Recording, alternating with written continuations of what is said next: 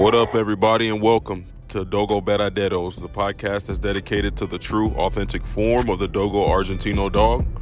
Here, whether you're a hunter, enthusiast, or just pet owner, we think you can gain some great insight and great knowledge. So sit back and buckle up. This is going to be a great episode of a great interview with Las Pampas Kennels.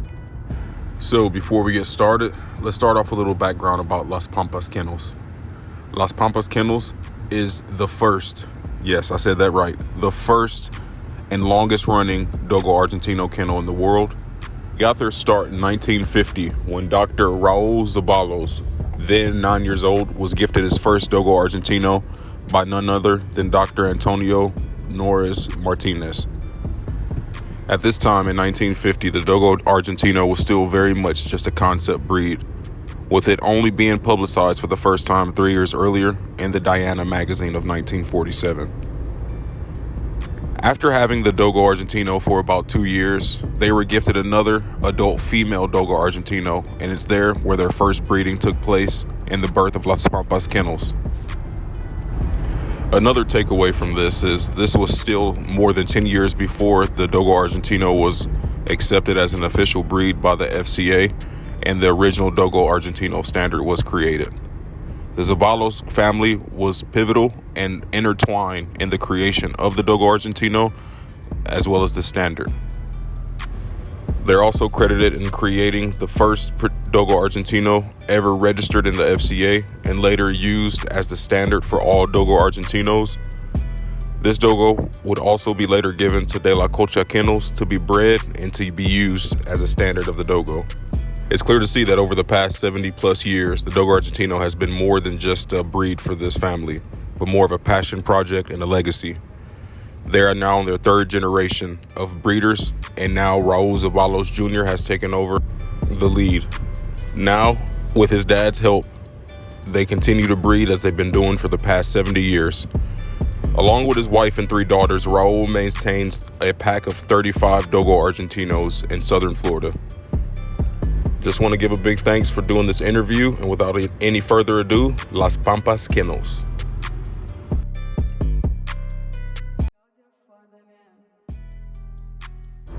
Hey, Raul, welcome to the podcast. Why don't you introduce yourself? Okay. Well, good evening. It's good to be here with you. And I'm Raul Zeballos Jr. I'm the third generation of my family, breeding Dogos Argentinos for Las Pampas Kennels. I don't know. We're the oldest kennel in the breed, and it's just been incredible. That my father is the one that took this, to where it is today.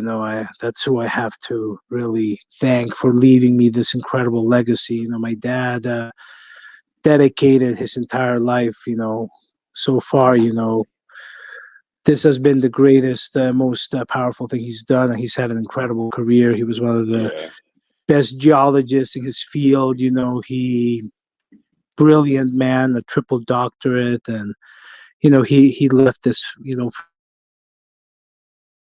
about 3 years ago now, and we've been, continuing the same, with the same mindset, to breed to the original breed standard of 1964, when the breed was accepted into the FCA. Awesome. So before we even go even deeper into that side of it, could you speak a little bit more into your dad, since he's kind of the integral piece to getting it all started for you guys? Can you tell me a little bit about his character and stuff? We talked about it before, but I'm sure people would love to hear that. My dad is, he's 83 years old. So he's, that generation, they were built different, he's a, That's true. he's a badass, in every sense of the word. He grew up,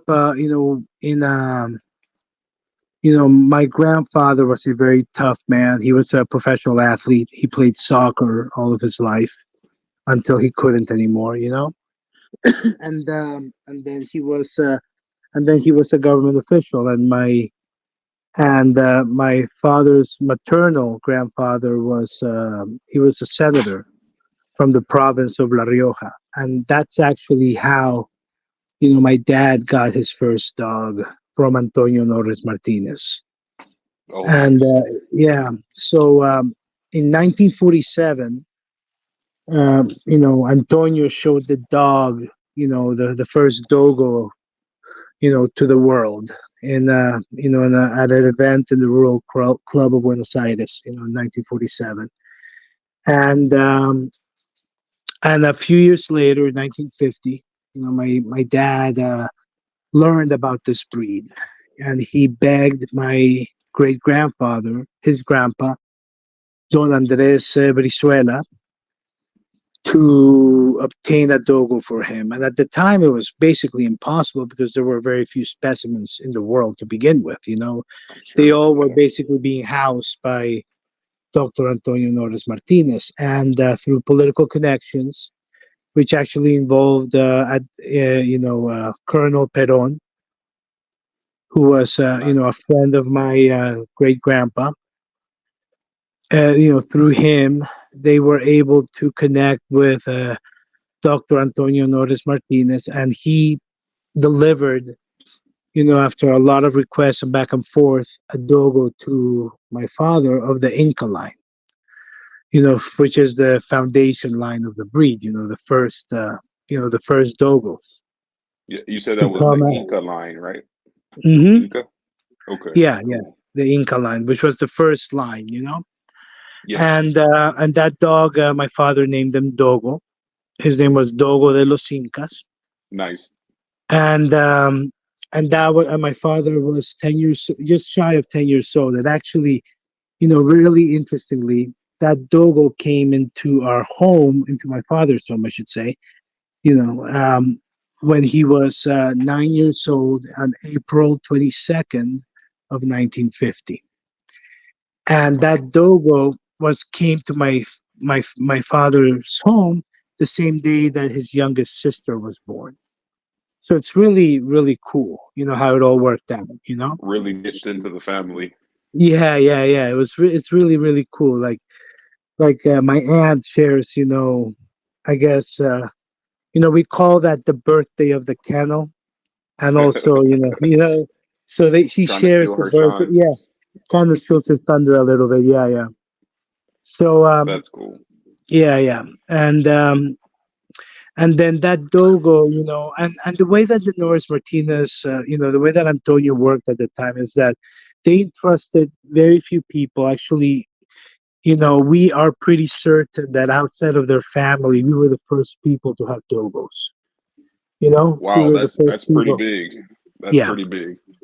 we were, and that Dogo de los Incas, when he was 2 years old, well, the agreement whenever they entrusted somebody with a dogo was that if the dog was ever needed, to breed for genetic purposes to advance and move forward and create stock, because the whole purpose of, Antonio was not a breeder.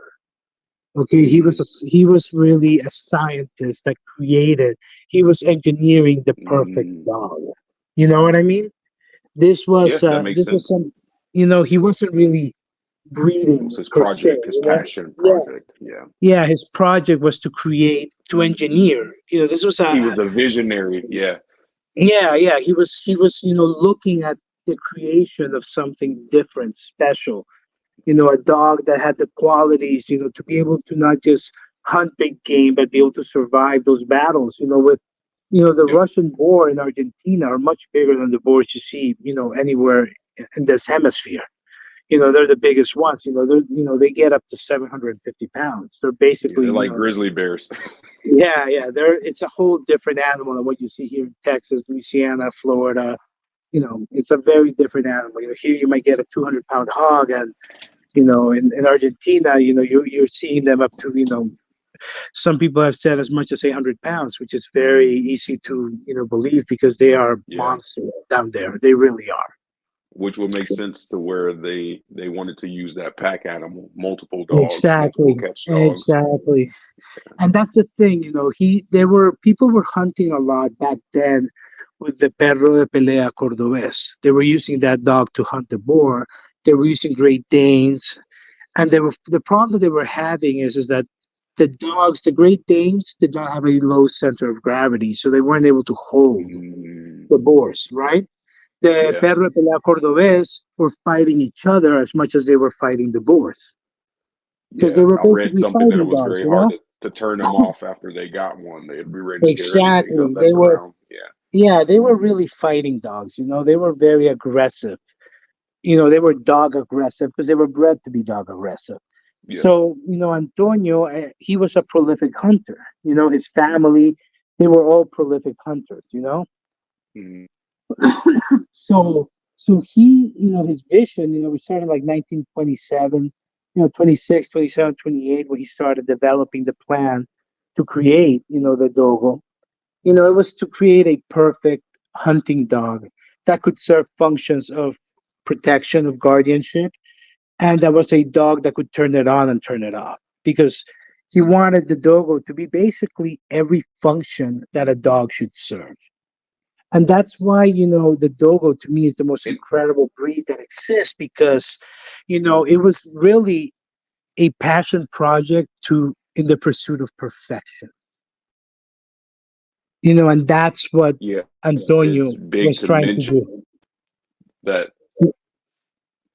it was. I think it's big to mention that this dog wasn't necessarily needed at the time that it was created. It was more of something that was created with forethought, and a lot of breeds don't have that. They take the No, no, best dogs no, that can do they what they don't. need them to do, and they breed them. Whereas this was much Absolutely. more forethought, yeah, Oh, scientific it was, almost.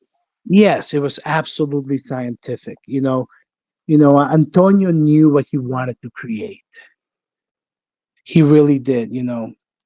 So to get back to my dad, you know, so he got this Dogo, and then when he was my when Dogo was 2 years old, Antonio gave my dad and grandpa a female, and that's when the official first litter of Las Pampas was born. Okay, Nice. and that was in 19. He gave them a fully grown female, and in the beginning of the breed, in those moments, you know, talking 19, you know, the early to mid 1950s when Antonio, you know, before Antonio's passing, you know, the breed was so new, and Hmm. it was a very tough time in breeding. You know, it's something that my dad, you know, he, you know, as a young man, him and his father, my grandpa, had to make very tough decisions, something that, you know, a lot of, you know, the books don't talk about. But, you know, when you had a litter, the promise you had to make to Antonio is that you would call any puppies that had undesirable Mm, qualities. Something that mm. a lot of people don't really It talk was about still very because new. it was very new. So the purpose of the people that were entrusted with the Dogos was if you bred, first of all breedings were done with the consent of Antonio until his passing. That was something that, you know, and he could take any of your dogs, and that's something I was going to get back to. Nobody really owned the Dogos at that time. They were owned by Antonio. It was like the understanding was is that he was entrusting you with them, you know? It's So that's when like today's Antonio days wasn't a when they would breeder, have a you know? co-own.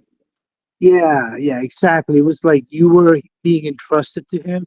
And that's Yep. one of the reasons why Antonio, he didn't breed himself a lot. He entrusted, you know, there were three, four families at the time that were breeding the dogs and they were creating the lines that were the foundation lines. And this is something that a lot of people, you know, because they weren't there, don't understand. You Mm, know, in the early 1950s, you know, the Dogo was still a concept. You know, it wasn't, and unfortunately, Antonio never saw the Dogo become a breed.